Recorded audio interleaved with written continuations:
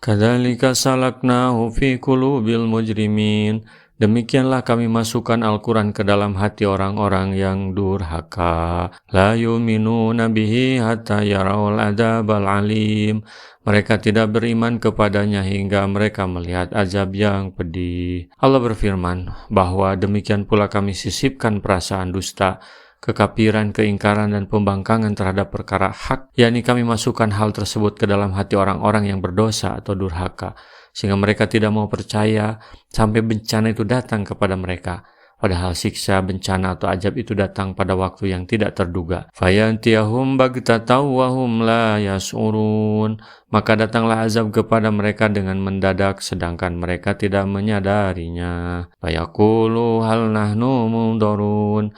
Lalu mereka berkata, apakah kami dapat diberi tangguh? Ketika mereka menyaksikan datangnya azab, mereka berharap seandainya saja mereka diberi masa tangguh, barang sedikit waktu agar dapat mengerjakan ketaatan kepada Allah menurut dugaan mereka. Afam bi'adzabina yastajilun. Maka apakah mereka meminta supaya disegerakan azab kami?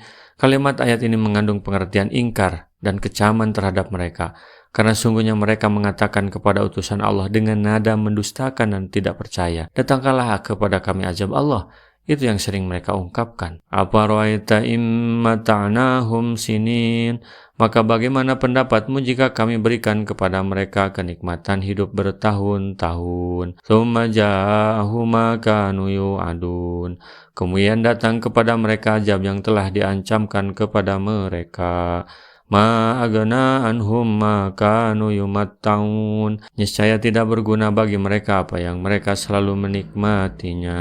Rasulullah bersabda, didatangkan seorang kafir lalu dicelupkan ke dalam neraka sekali celup. Kemudian dikatakan kepadanya, apakah kamu menjumpai sesuatu kebaikan? Dan apakah kamu menjumpai suatu kenikmatan? Maka ia menjawab, tidak. Demi Allah ya Tuhanku. Lalu datangkan seorang manusia yang sangat sengsara ketika di dunianya, lalu dimasukkan sebentar ke dalam surga dan dikatakan kepadanya, apakah kamu menjumpai suatu kesengsaraan? Maka ia menjawab, tidak demi Allah ya Tuhanku. Kalaupun mereka ditangguhkan, tetap saja ketika azab itu datang, semua kenikmatan yang mereka alami bertahun-tahun itu tidak ada gunanya. Jadi penyesalan nanti di akhirat tidak ada gunanya sama sekali.